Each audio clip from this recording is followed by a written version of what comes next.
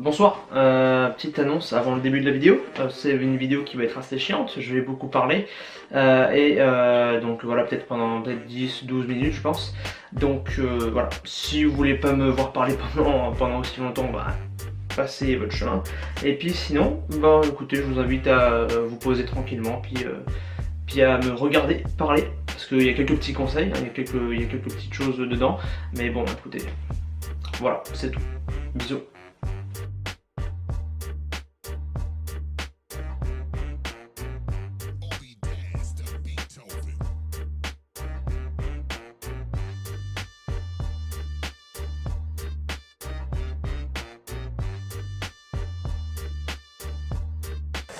Bon, c'est good ça. Bonsoir, j'espère que vous allez bien. Comme vous voyez, on est chez moi. On va parler un petit peu de l'airsoft. Vous vous en doutez un petit peu, hein, c'est normal, c'est le but de cette chaîne YouTube. Et aujourd'hui, ça va être une sorte de vidéo. À la base, je voulais tourner un petit peu ça comme un vlog, me promener un peu dans le parc et tout ça. C'est ce que j'ai fait, mais je me suis explosé les oreilles, hein, parce que j'avais pas de bonnet. Hein, il faisait moins 30 dehors, donc vous allez me dire, Léonce, t'es con. Voilà, donc bref, aujourd'hui, on va parler un petit peu de l'airsoft, mais surtout, en fait, les débuts dans l'airsoft. D'accord, ça va être un thème assez général, on va discuter comme ceci, comme cela, bref. On va parler, il n'y aura pas tellement de montage. Ça va être plus une sorte de vidéo en fait dans laquelle je vais essayer de convaincre la plupart des personnes qui hésitent à s'engager dans l'activité. Voilà, hein, parce que l'airsoft en fait c'est quelque chose d'assez particulier, c'est pas une passion comme les autres on va dire. Beaucoup de gens vont me dire ouais on peut être passionné par la musique, par la vidéo, par la photo, je sais pas par le sport, mais pourquoi l'airsoft? Sérieusement, pourquoi l'airsoft? D'autres personnes vont me dire pourquoi faire de l'airsoft si tu peux aller à l'armée, si tu peux posséder des armes à feu et faire du tir sur cible. Bref, hein, c'est tout un tas de questions qui sont assez, pour moi, qui sont assez débiles. Bon, j'ai découvert l'airsoft il y a à peu près 5-6 ans, même un peu plus en fait, en réalité j'avais à peu près 10 ans, je suis con, j'avais à peu près 10 ans quand j'ai découvert l'airsoft. Mon père m'avait emmené à un petit festival où il y avait des vidéastes qui faisaient des petites représentations, des vidéos, qui créaient du contenu vidéo, et j'ai découvert des personnes qui faisaient de l'airsoft. Bref, moi je me posais pas plus de questions, je me suis dit juste c'est cool, et puis 3 ans plus tard, hein, je pense que j'étais en 3ème, je me suis dit hey, ça avait l'air sympa leur truc là, franchement. Et donc j'ai cherché un petit peu, genre j'ai tapé pistolet à billes, hein, comme un attardé mental, et puis je suis tombé sur le mot airsoft, le mot-clé airsoft. Donc j'ai fait chier mes parents pendant à peu près 2 ans, hein, avant de pouvoir tout simplement posséder une réplique, hein, d'ailleurs que j'ai acheté de force et ma mère m'a bien défoncé quand je l'ai acheté. Et puis je vous dis tout de suite, c'est pas la meilleure façon, hein, c'est pas la meilleure chose à faire, sachant que après vos parents ils sont vénères parce que tu l'as acheté en douce et que ils considèrent que t'es pas prêt pour cet achat et que c'est quelque chose qui est complètement inutile. Et justement c'est l'une des raisons pour lesquelles les parents ne sont pas forcément d'accord avec avec le fait que leurs enfants s'engagent dans cette activité.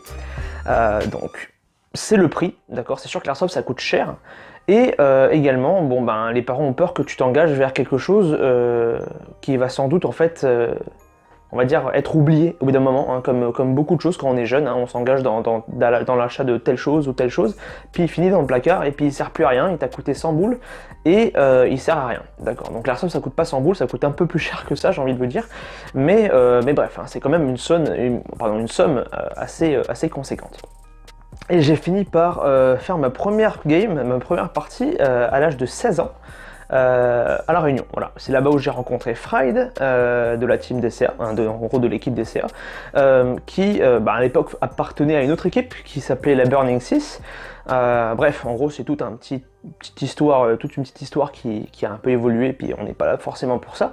Mais bref, j'ai commencé à côtoyer des pratiquants, et mes parents, au fur et à mesure des parties, c'est sûr que pendant quelques années, ils n'ont pas forcément été très à fond sur ce délire-là, puisque l'airsoft c'est un jeu comme un autre, voilà, ils prenaient pas forcément ça au sérieux, sauf que maintenant, ça a un peu changé, au contraire, ils m'encouragent à faire de l'airsoft, ils me posent des questions sur comment ça se passe pour les parties, bref, c'est quand même devenu quelque chose d'intéressant quand même pour eux, puis ils comprennent maintenant que c'est une activité qui me tient énormément à cœur. Et on va maintenant arriver à pourquoi je vous conseille en fait pourquoi en fait je recommande à beaucoup de personnes de s'engager dans cette activité-là. Moi, pour commencer, quand je me suis engagé dans cette activité, j'ai vendu tout mon matos de gaming, entre guillemets, donc mes consoles et tout ce qu'il faut, pour m'engager dans l'airsoft. Donc c'était vraiment un choix assez fat, puis j'ai pas regretté. J'ai pas regretté. Donc c'est sûr que donc on va voir tous les aspects qui vont freiner les personnes, bon, les parents en général, parce que souvent le problème c'est les parents. Bon, alors c'est pas négatif du tout, c'est pas méchant, mais c'est juste que la plupart du temps les parents vont être bloqués par exemple par le budget. Ils sont pas prêts à mettre un budget assez conséquent dans une activité pour leur enfant, pour une activité qu'ils ne connaissent pas. D'accord, c'est pas compliqué. Les parents pour un sport, bon il y aura pas trop de problème. Leur enfant veut faire du sport, écoutez, bon bah. Je vois pas quel parent va pas encourager son gosse à faire des enfants. Enfin, pas faire des enfants, qu'est-ce que je dis? À faire du sport, pardon. Mais c'est bien faire des enfants aussi, c'est pas mal. Le deuxième, ça va être, par exemple, le côté...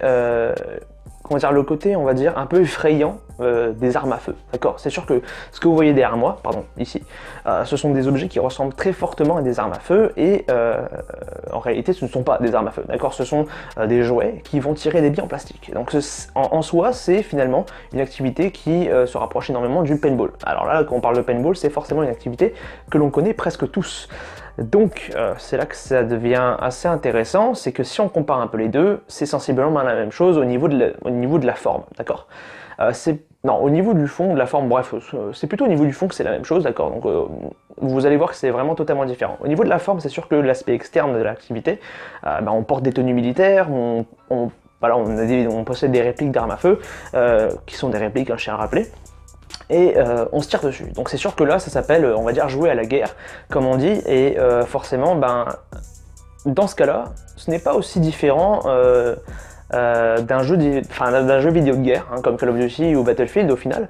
C'est juste plutôt le côté, on va dire, matériel, d'accord? L'équipement n'est pas le même, d'accord? Hein, en gaming, on a une console, on a un écran avec une manette, on a un micro pour communiquer, et là, c'est quelque chose, on va dire, de physique, d'accord? Il y a l'aspect physique, comme je dis, donc on court, on porte du matériel sur nous, donc forcément, on transpire un peu, puis il y a l'aspect communication également. On va beaucoup communiquer avec beaucoup de gens, que ce soit sur le terrain ou même en dehors.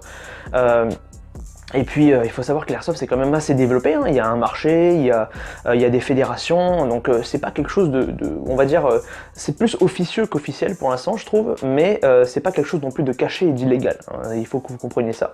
Comme je vous l'ai dit, il y a toute une économie basée sur l'airsoft, d'accord? Donc c'est pas non plus quelque chose de totalement nouveau, hein. C'est sûr que ça existe depuis les années 2000, même un petit peu avant il me semble, et donc voilà, ça a eu le temps de grandir, ça a eu le temps de se répandre un petit peu. Donc bref, on s'éloigne un petit peu du sujet.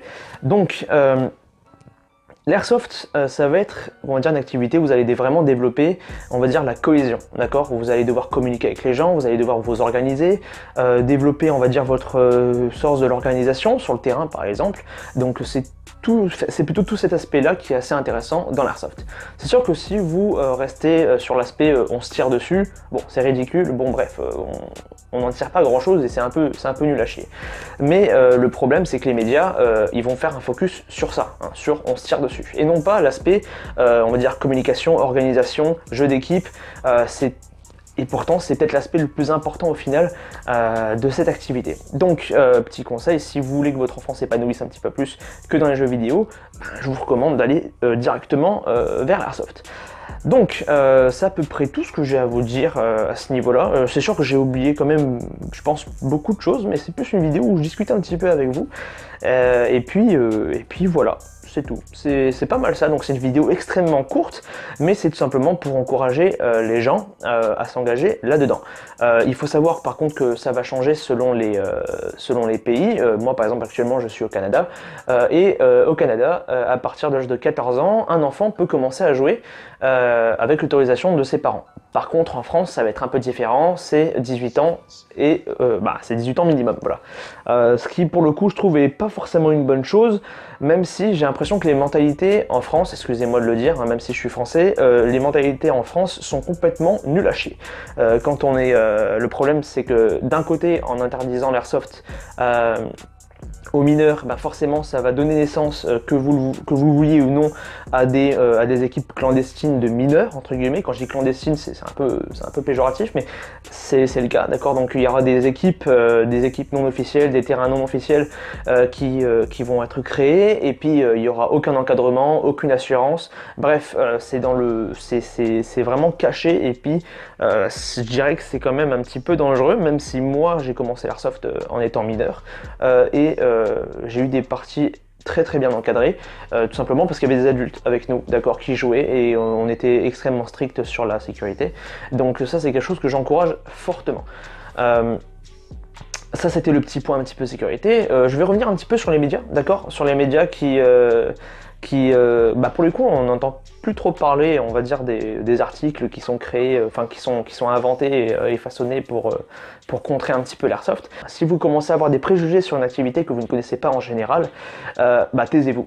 Taisez-vous et allez vous renseigner. C'est pas compliqué, c'est pas méchant, mais ça commence par le renseignement, et une fois que vous êtes renseigné, allez voir par vous-même. C'est la meilleure manière pour vous on va dire, de vous faire une idée de l'activité. C'est tout. Donc c'est à peu près tout. J'espère que cette vidéo vous aura plu. Je termine assez brusquement, mais voilà. Donc vous avez vu, j'ai quasiment pas fait de montage pour cette vidéo. Je voulais vous parler un petit peu, on va dire, en tête à tête, si je peux dire ça comme ça. Et puis voilà. Donc sur ce, je vous laisse sur cette petite fin, et puis portez-vous bien, crachez de la bille, et amusez-vous bien, restez fair play. Ciao.